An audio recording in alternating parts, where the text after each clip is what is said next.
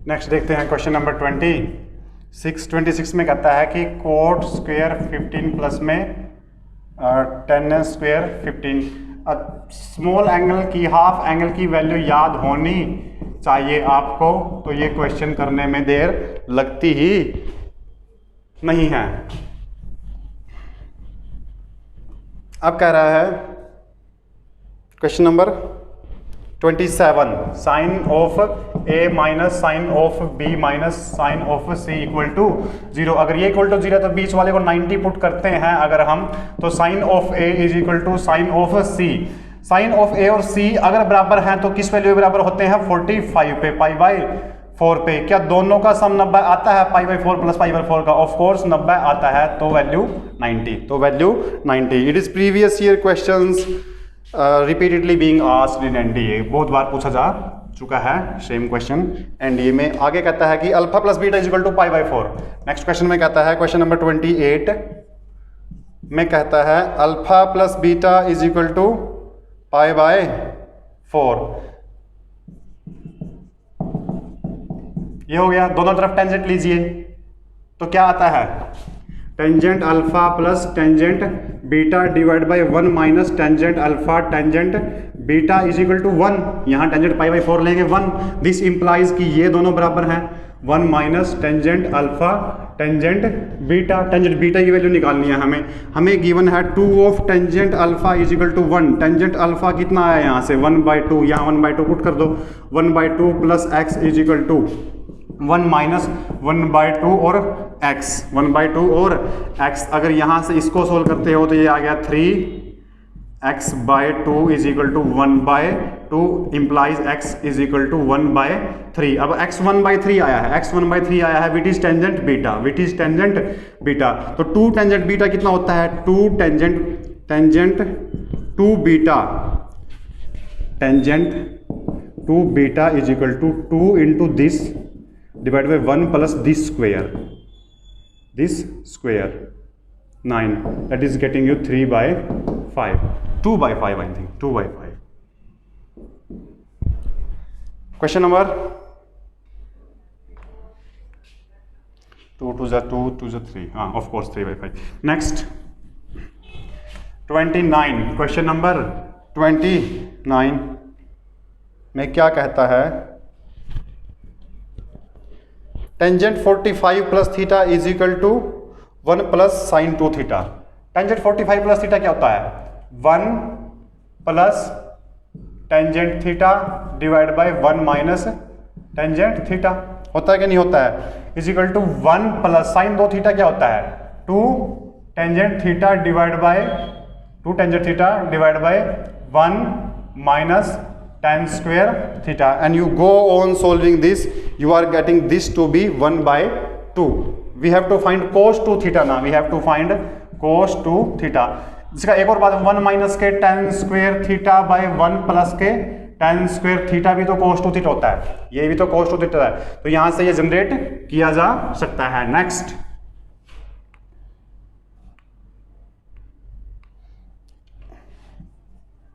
Tangent of theta is equal to minus के 5/12। What can be the value of sine? कौन से quadrant में होता है टेंजेंट नेगेटिव? थर्ड में। कहाँ होता है? थर्ड में। और यहाँ साइन की वैल्यू, यहाँ साइन की वैल्यू नेगेटिव, यहाँ साइन की वैल्यू क्या होती है? नेगेटिव। चलिए नेक्स्ट, वैल्यू निकालनी नहीं थी इसमें।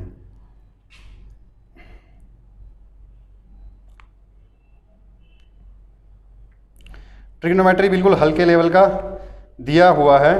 एक क्वेश्चन देखते हैं, क्वेश्चन नंबर 34, इंपॉर्टेंट जो क्वेश्चन है, क्वेश्चन नंबर 34 कि यहाँ से कोई प्लेन था, उसके ऊपर एक टावर खड़ा है, एक फ्लैग यहाँ लगा है और ये 2 एंगल हैं, एक थीटा और ऊपर वाला 2 थीटा, ऊपर वाला 2 थीटा। ये h गिवन है, इसे मानते हैं x, इसे मानते हैं x।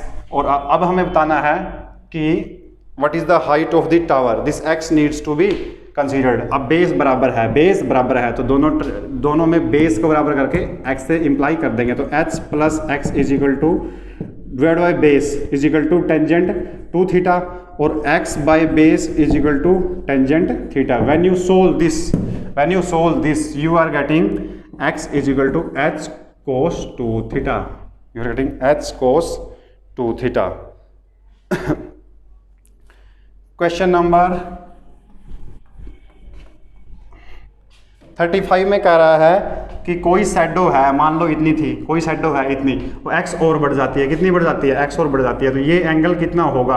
अगर पहले वाला एंगल कितने का था, 60 का था, कितने का था, 60 का था, और कह रहा है ये है √3x, ये है √3x, तो ये तो हम निकाल ही सकते हैं, ये तो हम निकाल ही सकते हैं। जब ये एंगल 60 का होता है, ये √3x, तो ये x होती है, टेंजेंट वाले केस में ये क्या होती है, x होती है। अब इस एंगल को निकाल दो, tangent of theta, tangent of theta चाहिए तो करना है उसको, क्या होता है √3x/2x, तो √3/2, √3/2, और ये रेंज कहाँ से कहाँ तक होती है इसकी, थीटा की ये रेंज √3/2 कहाँ से कहाँ तक होती है, 30 से 45 तक, ये 48 पॉइंट समथिंग क्या आ रहा है, 48 पॉइंट समथिंग आ रहा है। साइन कोस से करके देखोगे तो भी इसको किया जा सकता है। Question number 36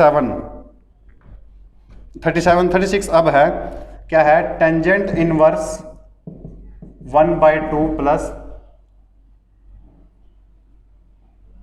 tangent inverse x/3 is equal to 1 है ना, उसे लिखा जा सकता है टेंजेंट इनवर्स 1, 45 है ना बराबर में, उसे कह सकते हैं टेंजेंट इनवर्स 1।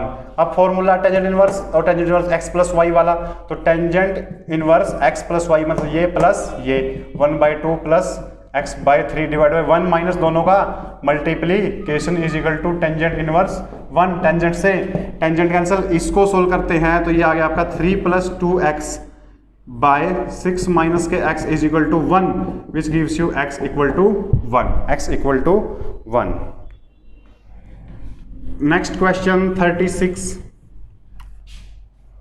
7 सॉरी 3 है, उसको लिख सकते हैं 2 sin inverse x plus sin inverse x, 3 sin inverse plus sin inverse plus cos inverse x हमें गिवन है इज इक्वल टू पाई, ये π/2 हो गया, उस साइड जाके माइनस, उस साइड जाके माइनस, कितना बच गया टोटल π/2। अगर इसको भी हटाते हैं तो π/4, और ये वैल्यू किस पे होती है 1/√2 पे, किस पे होती है वैल्यू 1/√2 पे। Question number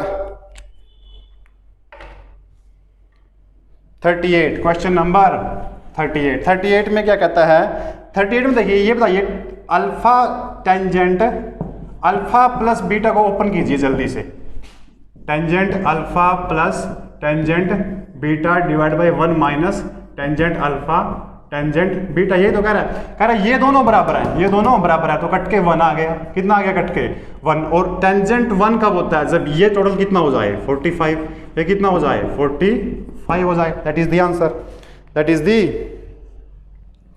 answer. Next question में कह रहा है 39 में कह रहा है 1 minus tangent theta plus 1 plus tangent 9 theta. हमें पता है कि ओवरऑल दोनों को अगर जोड़ दिया जाए टेंजेंट 10 थीटा 45 की बात करता है, तो ये कितना हो गया, ये 45 होता है, तो ये 1 हो गया, किसकी वैल्यू क्या आ गई, ओवरऑल की वैल्यू 1 आ गई। ये दोनों 45 बनाते हैं तो ये आ गया 1। चलिए आगे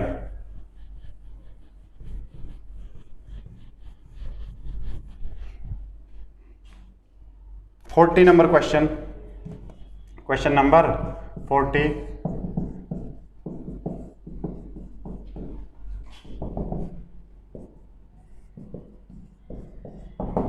अब इसको ओपन करते हैं तो 180 की बाद वाली टर्म जो आएगी वो इनसे कैंसिल होना शुरू हो जाएगी। Overall it is giving you 0, overall it is giving you 0। उसके बाद सेट थ्योरी का प्रश्न है एक अच्छा, क्या कहता है कि ए है हमारे पास 1 2 3 4, इसको छोड़ दीजिए जिसका सुपर सेट पूछा है, 3 बच गए, 2⁻³ बराबर 8 सुपर सेट बनेंगे। 42 क्वेश्चन नंबर 42 ही है कुछ डिस्कशन करने लायक। 42 सेट थ्योरी में देखिए दो सेट हैं हमारे पास, दो सेट है हमारे पास ए बी। कहता है x does not belong to A, कहता है x does not belong to A union B.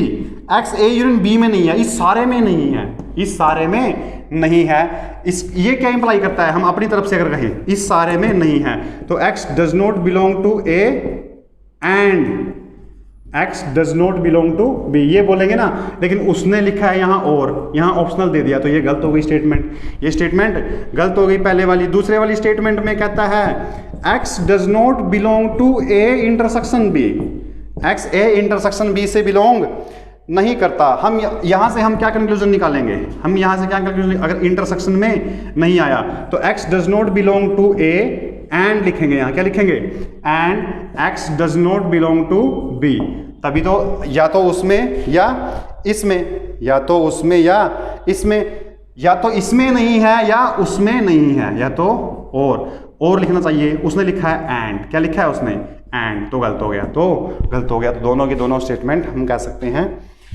रोंग हैं, रोंग कंक्लूजन। नेक्स्ट,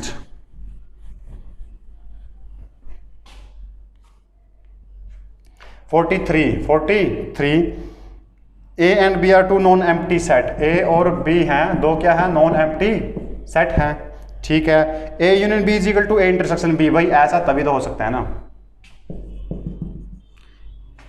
यही तो हो सकता है ना। ए कोई सेट ले लीजिए 1 2 3, बी भी कोई सेट ले लीजिए 1 2 3, हम यहां से ये तो इंप्लाई कर पा रहे हैं ना, A union B is equal to A intersection B, of course imply कर पा रहे हैं, तो ए बराबर बी, तो पहली कंडीशन तो हुई सेट। और दूसरी कहता है ए का सिमेट्रिक डिफरेंस, सिमेट्रिक डिफरेंस किसे कहते हैं, A symmetric difference B, symmetric difference किसे कहते हैं हम, A intersection B, A minus B union B minus A, symmetric difference is equal to 5 of course अगर ए और बी बराबर हैं, तो ये 5 यूनियन ये 5 यूनियन 5 इज इक्वल टू 5, ये भी कंडीशन क्या हो गई, ट्रू हो गई। Next question,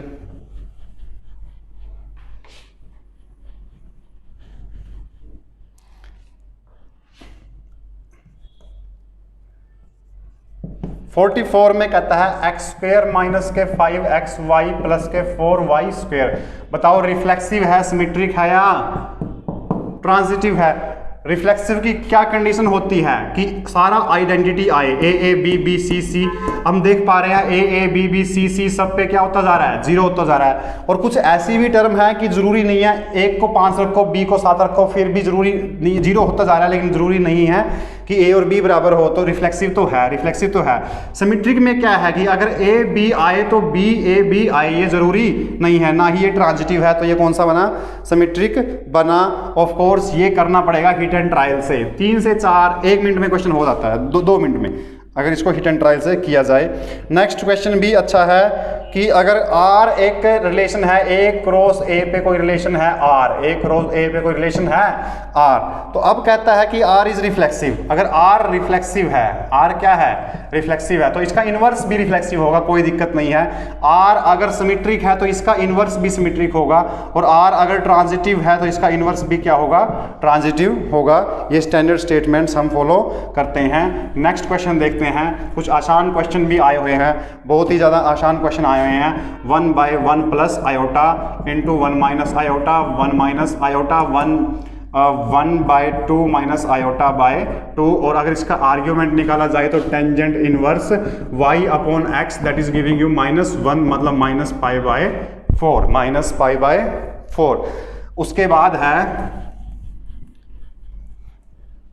question number 47, set ए का क्वेश्चन नंबर 47 में कह रहा है कि 3 आयोटा डिवाइड बाय 2 माइनस 1/2। हम जानते हैं z का n mod is equal to mod zn, ये प्रॉपर्टी है, तो हम पहले मोड करेंगे और पावर बाद में करेंगे, तो मोड पहले कर दो और पावर कर दो बाद में। जो कहाँ चली जाएगी हमारी बात, कहाँ चली जाएगी हमारी बात, इस आर्ग्यूमेंट की अगर बात करें तो ये 1 आ गया, और 1 की 200 is equal to 1। Question of 30 second, question of 30 second. Next कह रहा है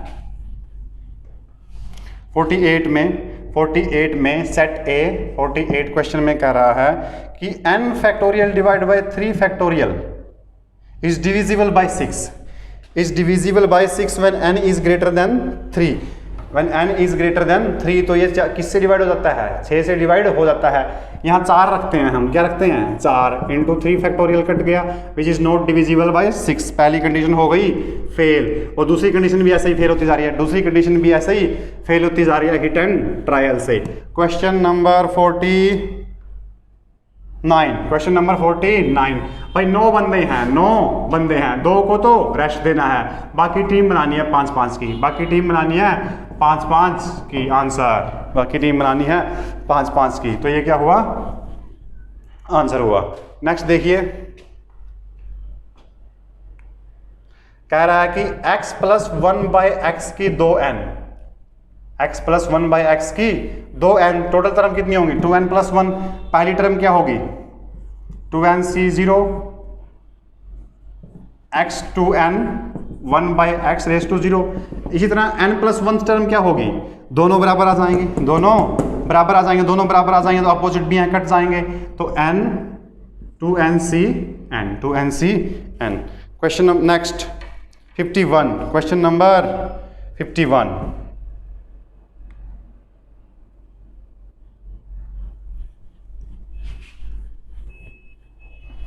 कह रहा है कि फर्स्ट 9 और फर्स्ट 11 टर्म बराबर हैं, सम बराबर है, sum of 9 is equal to sum of 11, sum of 9 is equal to sum of 11, तो sum of 9 plus sum of 11 is equal to 0, ये हमें पता होना चाहिए। Sum of 9 plus sum of 11 is equal to 0, और sum of 20 is also is equal to 0। 9 plus 11, 9 plus 11, sum of 9 plus 11 is equal to 0, that is equal to 20, तो 0 answer, 0 answer. Of course 2a plus n minus 1 into D से खोल के करते हैं तो भी कोई लेंथी प्रोसेस नहीं है, आराम से निकाला जा सकता है।